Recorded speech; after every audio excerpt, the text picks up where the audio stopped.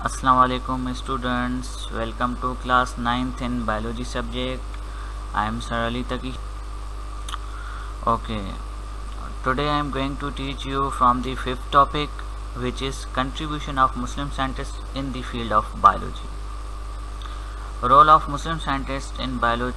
सबसे पहला जो रोल है बायोलॉजी में वो है जाबिर बिन हयान का, जिनका टाइम पीरियड था 721 से लेकर 815 तक। ठीक है, अब जाबिर बिन हयान जो हैं वो पैदा हुए थे ईरान में, और इन्होंने जो है इंट्रोड्यूस किया था एक्सपेरिमेंटल केमिस्ट्री को। ठीक है, और इनकी काफ़ी सारे जो बुक्स हैं वो प्लांट्स एंड एनिमल्स पे लिखे हुए हैं, जिनमें से दो बुक्स जो हैं वो काफ़ी पॉपुलर हैं इनकी, जिसका पहला नाम है बुक का वो है अल नबातात और दूसरा है अल हैवानात। ठीक है, अब ये जो इन्होंने बुक्स लिखी, इन सब बुक्स में जो है इन्होंने प्लांट्स और हैवानात एनिमल्स के लिखे थे। ठीक है, उसके बाद वो है अबू उस्मान उमर अल जहेज, जिसका पीरियड था 776 से लेके 868 तक। ठीक है, इन्होंने जो है बुक, काफ़ी फेमस बुक को जो है लिखा था, जैसे कि अल हैवान हो गया। इन्होंने अल हैवान वाली बुक को जो है वो डिस्क्राइब किया था अपनी ऑब्जर्वेशंस में, जो कि एनिमल्स में थे। ठीक है, और इन्होंने जो बताया था कि जो सीजनल माइग्रेशन होती है, मौसमों के हिसाब से बर्ड्स की माइग्रेशन होती है, फिशेस की माइग्रेशन होती है। ठीक है, ये जो चीज़ें हैं ये हमें इन्होंने जो है बताई थी। इन्होंने जो है डिस्क्राइब किया था इनकी लाइफ सिस्टम के, जैसे कि एंड्स हो गए। ठीक है, उसके बाद जो दूसरा साइंटिस्ट है अल फराबी का जो टाइम पीरियड था वो था 870 से लेके 950 AD तक। अब अल फराबी क्या था, ये एक बायोलॉजिस्ट थे। ठीक है, और इन्होंने जो है दो किताबें बेहतरीन लिखी थी, जिसका नाम था किताबुल नबातात और दूसरा किताबुल हैवानात। ठीक है, वही चीज़ इन्होंने भी जो काम किया था अपने प्लांट्स के जो है उस पर काम किया था, और एनिमल्स पे भी इन्होंने काम किया।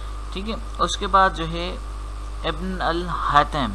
अब ये कौन था, ये एक जो है ऑफ्थल्मोलॉजिस्ट था, जो कि आई स्पेशलिस्ट होते हैं।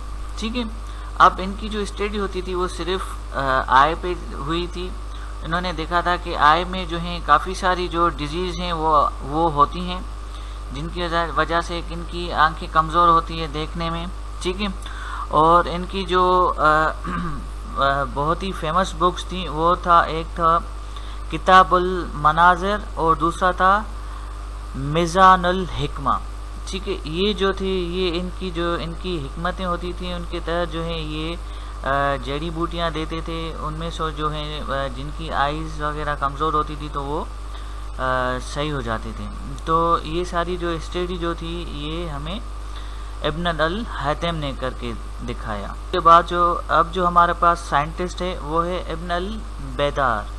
इसका जो टाइम पीरियड था वो था 1227 से लेके 1248 तक। ठीक है, उसके बाद क्या है, इन्होंने जो है ये जो थे बॉटनिस्ट थे, जैसे कि प्लांट की ये ज़्यादा स्टडी करते थे। ठीक है, इनकी जो मशहूर जो किताबें थी उनमें से किताबुल जामी थी। ठीक है, और दूसरी जो किताब थी फ़ी अल अदविया अल मफरदा। ठीक है, ये इनकी मशहूर किताबें थी, जिसमें इन्होंने जो है काफ़ी जो है प्लांट्स की जो भी उनमें से मतलब कि डिफ्रेंशिएटेड थे उनको डिफ्रेंशिएटेड भी किया था, और उनमें से जो प्लांट में से जो फ़ायदे मिलते थे वो भी इन्होंने जो है उठाए थे। तो इसको जो है हम फार्माकेटिकल भी कह सकते हैं। ठीक है, और ये जो है 1400 जो है प्लांट्स जो हैं इन्होंने जो स्टडी की थी, इनमें उनके जो है हमारे जैसे कि फूड्स में आते हैं जो प्लांट्स, उन सब्जियों में से जो है इन्होंने वो उन पे भी स्टडी की थी।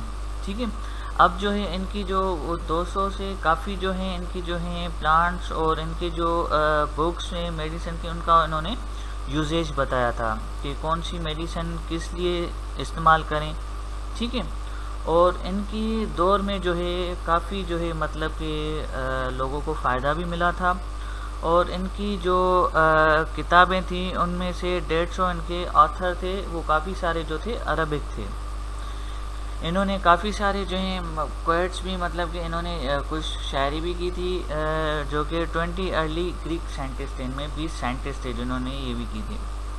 उसके बाद जो है इन्होंने जो है इन जो बुक्स को तो बुक जो थे इनके उनको इन्होंने ट्रांसलेट भी किया था लैटिन में और फिर पब्लिश किया था 1758 में। इसकी जो ये सारी जो परफॉर्मेंस थी जो इन्होंने दिखाई थी अपने दौर में, वो सारी परफॉर्मेंस जो है लोगों को पसंद आई थी, क्योंकि उनके टाइम में काफ़ी लोगों को पता नहीं होता था कि कौन सी जो हैं प्लांट्स हैं उनको हम मतलब कि अच्छी तरह से खा भी सकते हैं, इस्तेमाल कैसे कर सकते हैं। ये जो कुछ चीज़ें थी उन टाइमों में हमारे इब्न अल बैतर ने बताया था, जिसकी वजह से इनको जो है चीफ करके रखा था, हर्बलिस्ट करके रखा था दमस्कस में 1224 में। उसके बाद क्या है, हमारा जो दूसरा साइंटिस्ट है वो है इब्न अल नफीस। इसका जो टाइम पीरियड था वो था 1213 दिसंबर से लेके 1288 तक। ठीक है, अब इन्होंने क्या लिखा था कि जो बायोलॉजिस्ट थे 13 सेंचुरी में इन्होंने उनको जो है रीऑन किया था, मतलब कि दोबारा उन चीज़ों को जो है इन्होंने डिस्क्राइब करना शुरू किया था। अब इनकी जो मेन जो फोकस हुआ था वो हमारे जो है सर्कुलेशन ऑफ ब्लड में था, जो कि हमारी बॉडी में ब्लड की सर्कुलेशन होती है वो कैसे होती है, ये सारी जो चीज़ें इन्होंने बताई थी। ठीक है, उसके बाद जो है ये एक डॉक्टर भी थे, फिजिशियन भी थे, और हमारे इस्लामिक जो है मतलब कि मुस्लिम साइंटिस्टों में से इनका जो दौर रहा है वो एक गोल्डन एज में आता है। अब ये दमस्कस सीरिया में पैदा हुए थे 1213 में, और ये काफ़ी मशहूर जाने जाते थे ब्लड की सर्कुलेशन के हवाले से, क्योंकि ब्लड की सर्कुलेशन कैसे होती है ये इन्होंने बताया था। और इन्होंने जो ब्लड की सर्कुलेशन जो बताई थी वो राइट साइड की बताई थी, कि राइट साइड की ब्लड की जो सर्कुलेशन होती है वो बताई थी। और इसी ब्लड की सर्कुलेशन को जो है विलियम हार्वे जो कि नॉन मुस्लिम साइंटिस्ट थे, उन्होंने 400 साल के बाद इस चीज़ को जो है डिस्क्राइब किया कि सर्कुलेशंस जो है वो राइट साइड पे होती है, और उस सर्कुलेशंस को जो है हम पल्मोनरी सर्कुलेशन भी कहते हैं। अब ये इन्वेंशन जो है ये हमें मिल गई थी। ठीक है, दूसरा जो हमारे पास साइंटिस्ट है वो है अबू अल कासिम खलाफ इब्न अल अब्बास अल ज़रावी। इनका जो टाइम पीरियड था 936 से लेके 1004 तक था। ठीक है, अब इन्हीं जो हैं साइंटिस्टों ने क्या किया था कि ये मेडिकल स्टूडेंट्स भी थे और कुछ इनमें से जो है स्पेशली सर्जन भी थे। अब इनके जो काफ़ी लोगों ने इनका नाम सुना होगा। ठीक है, जब इन्होंने अपनी मेडिकल की फील्ड में जो है एक कंट्रीब्यूशन लाई थी, जिसमें इन्होंने बताया था कि सर्जन जो थे वो कैसे होते हैं, सर्जरी कैसे की जाए। ठीक है, अब ये जो है सारी ऑपरेशंस परफॉर्म जो करते हैं वो ज़रावीज़ ने बताया था ऑपरेशन करना। ठीक है, और उन्होंने जो है दूसरा ये ऐड करके बताया था कि जो हम सर्जिकल में जो इंस्ट्रूमेंट यूज़ करते हैं, जैसे कि हमारे पास होता है इंस्पेक्टिंग यूरेथ्रा, ठीक है, और भी जो हैं दूसरे जो हैं मेडिकल जो इंस्ट्रूमेंट होते हैं वो भी इन्होंने इस्तेमाल करके दिखाए थे, जिसकी वजह से जो है अल ज़हरावी को जो है वो कहते हैं फादर ऑफ मॉडर्न सर्जरी, क्योंकि सर्जरी का जो बेहतरीन जो डॉक्टर था उनके वक्त में वो हमारा ये था, अल ज़हरावी उनको हम कहते हैं। जो है मोहम्मद इब्न ज़करिया, जिसको हम अल राज़ी के नाम से जानते हैं, इनका जो टाइम पीरियड था 854 से लेके 925 तक। ये ईरानियन जो हैं अपना फ़िलासफ़र भी थे, और इन्होंने जो है काफ़ी सारी जो काम किया था वो मेडिकल पे किया था। और इन्होंने जो है मेडिकल में जो भी चीज़ें आती हैं जैसे कि मेडिसिन्स वगैरह हो गया, केमिकल्स की तरह जो इन्होंने अपनी फॉर्मेशंस बताई थी, ये जो है एक आल्सो केमिस्ट में भी आते हैं। ठीक है, और इन्होंने जो है काफ़ी सारे टाइटल्स जो हैं डॉक्टर के नाम से वो पूरी दुनिया में अपने नाम भी कुछ किए हुए हैं। ठीक है। और इनको जो है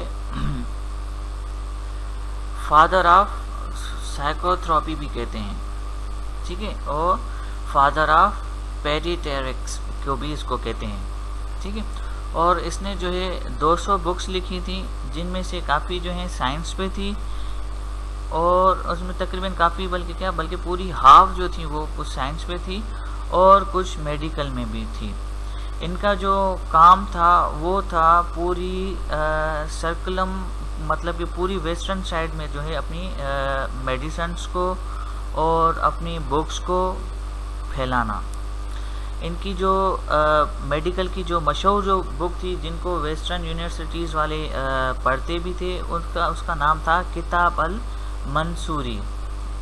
ये जो इनका जो इन किताब में जो चीज़ें थी वो काफ़ी जो चीज़ें उनके स्टूडेंट्स को पसंद भी आई, और इन्हीं चीज़ों से उन्होंने काफ़ी जो है अपनी मेडिकल में काफ़ी कामयाबी हासिल भी की, और जिसकी वजह से इन्होंने जो है इनको लैटिन नेम जो दिया था वो लिबर कॉन्टिनेंट्स कहा था, ठीक है। अब जो है इनमें जैसे कि पहले स्मॉल पॉक्स होते थे, तो उन टाइम में इनको पता नहीं होता था कि स्मॉल पॉक्स मीज़ल्स क्या हैं ये, मतलब कि फिर जब इनको पता चला कि स्मॉल पॉक्स की जो दवाइयाँ वगैरह ये हमें अल राज़ी ने दी और उनके उन वक्त में, और जिसकी वजह से जो है ये काफ़ी जो है मशहूर होते थे। अपने टाइम का ये बेहतरीन जो है स्मॉल पॉक्स की ट्रीटमेंट इनकी दवाइयों से होती थी, और जो है इन्होंने दूसरी जो कंट्रीब्यूशन अपना मेडिकल में दी थी, वो इनका जो टाइटल इनको मिला था वो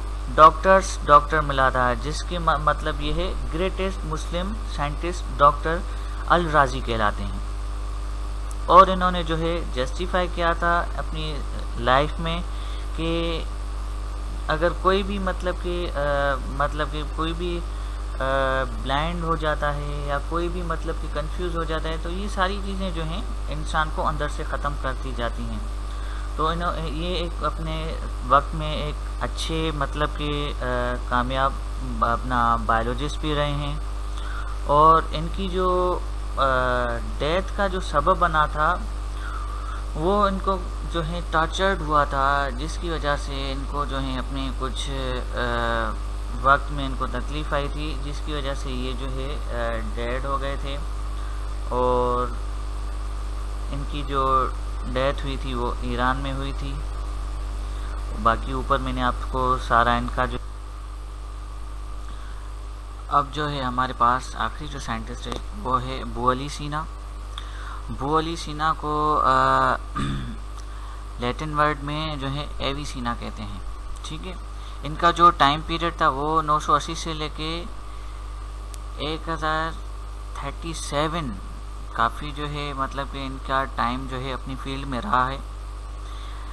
अब अबू अली सीना जो थे ये एक फ़िलासफ़र भी थे, जो कि पैदा हुए थे अपना बुखारा में। अब जो है उनको हम उज़्बेकिस्तान के नाम से जानते हैं, ठीक है। अब अबू अली सीना ने जो है अपनी फील्ड ऑफ मेडिसिन में काफ़ी जो है कंट्रीब्यूटेड, काफ़ी चीज़ें जो हैं वो लाई थी। उन्होंने काफ़ी जो बुक्स हैं वो मेडिसिन पे भी लिखी थी, जिनमें से इनकी जो 40 जो हैं वो काफ़ी जो हैं यूज़ हुई हैं, ठीक है, सर्वाइव हुई हैं, ठीक है। उसके बाद जो है इन्होंने जो काम किया था वो स्ट्रक्चर पे किया था, फंक्शन पे किया था, और डिजीज़ पे किया था, बीमारी किसकी, जो कि आँखों में होती हैं, उन पे इन्होंने काम किया था।